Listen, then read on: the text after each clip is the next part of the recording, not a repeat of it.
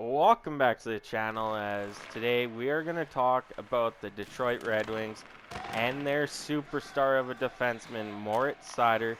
But before we get started, hit that sub button, hit that like button, and if you guys haven't checked out, there's a Nazem Kadri signing with the Calgary Flames and a Flames Montreal trade. Lego Rocks called it 3 weeks ago. It happened. Go check that out. But today, like I said, we're talking about Seider.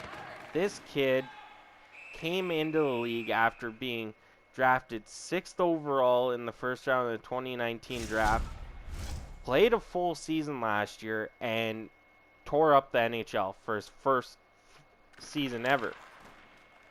He came into this past season, scored 50 points, 7 goals, 43 assists. For someone with no NHL experience to do that, and then be a -9 and that's it, playing against other teams' top players, that is spectacular. The one number that actually gets me is he only took 34 penalty minutes, which is equivalent to 17 minors. 17 minors in 82 games? That is absurd. That is insane for a rookie defenseman, and the guy can hit. He also had put up 21 power play points for the Detroit Red Wings this past season. Short-handed, he had 2 assists. He literally had 4 game-winning goals, 2 overtime goals. The one key factor for Seider here is he shot the puck 187 times. A lot of defensemen don't even shoot it 100 times in a year, let alone 187, unless you're a skilled offensive defenseman, who Seider is actually turning out to be an all-around defenseman for the Detroit Red Wings. So that begs the question, is Moritz Seider already a top 5 defenseman? I would say he's a top 10, no doubt. That's already in the books for that. But is he a top 5 defenseman? You look at the likes of Roman Josi, who had a phenomenal year, but can Roman Josi actually do that again? Sorry. Number 1 has to be Cale Makar, for sure. Number 2, in the top 5, I would say Victor Hedman's in there. But can Moritz Seider be this top 5 defenseman in the league? I believe he can. You will look at what the Detroit Red Wings added this offseason offensively. They added Perron, they added Cup. I believe it was Kubalik that went there. Yeah, DeBrincat went to Ottawa, Doc went to Montreal. So Kubalik, I'm just saying that this team got even more offensive.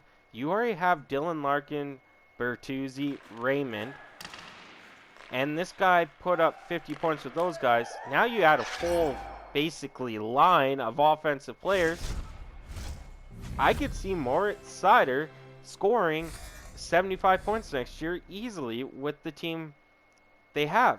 And it's no doubt that he is, as of right now, the best defenseman to ever come from Germany. Yes, you could say, well, he's only played 82 games. Yeah, he only played 82 games, but points-wise, he's 7th in German scoring for defensemen in the NHL. Christian Ehrhoff has 339. So he, in one season, has 1/7 of what Ehrhoff did in the NHL in 789 games. You could look at Uwe Krupp, who had 281. Dennis Seidenberg had 251.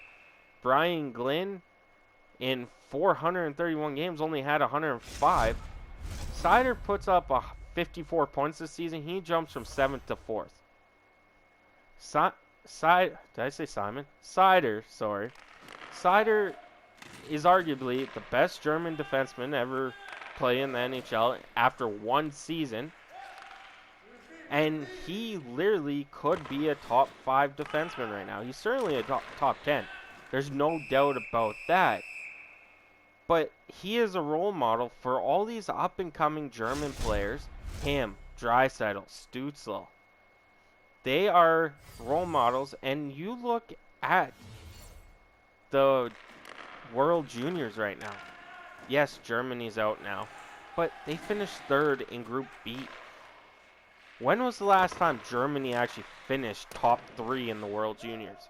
When was the last time, like when NHL players were in it, Germany actually finished in the Men's World Cup? Like, Germany is getting so many good homegrown players that there's one of them right there, Leon Draisaitl, that these guys, same with Dominic Cahoon, who I believe is in Europe now, are role models for guys like Seider when he came up.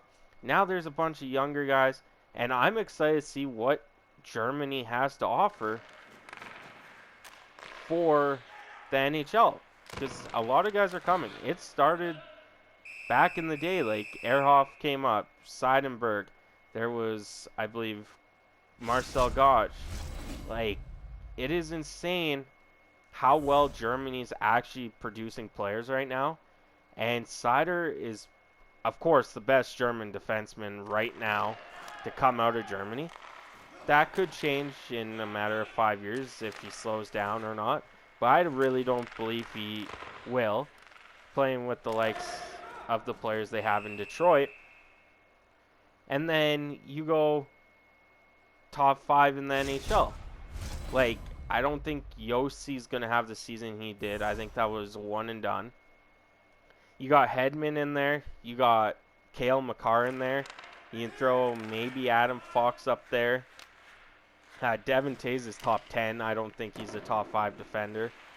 But you look at the Oilers, you know, they don't have anyone in the top 10, sad to say.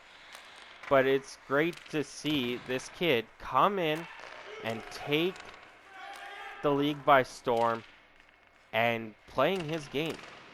He's literally a 200-foot defender that can be offensive, can rely on the PK.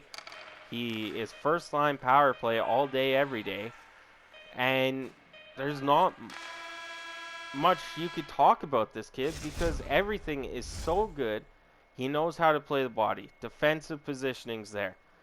Like, he was only a -9 on a Detroit Red Wings team that had Ned in net, you know, wasn't all there with injuries and stuff. And now they brought more guys in to help him and Raymond and Larkin. This is going to be an exciting year for Seider in the NHL. I believe he can actually be that top 5 defender this year. And don't put it by him not to be in the Norris conversation. If Cale Makar doesn't live up to the hangover of the Stanley Cup and stuff and doesn't produce, Moritz Seider could be winning the Norris this year if Cale Makar has a down year. But that's just me rambling on, as Moritz Seider is literally a top 5 defender in the NHL right now and the best defender to ever come out of Germany.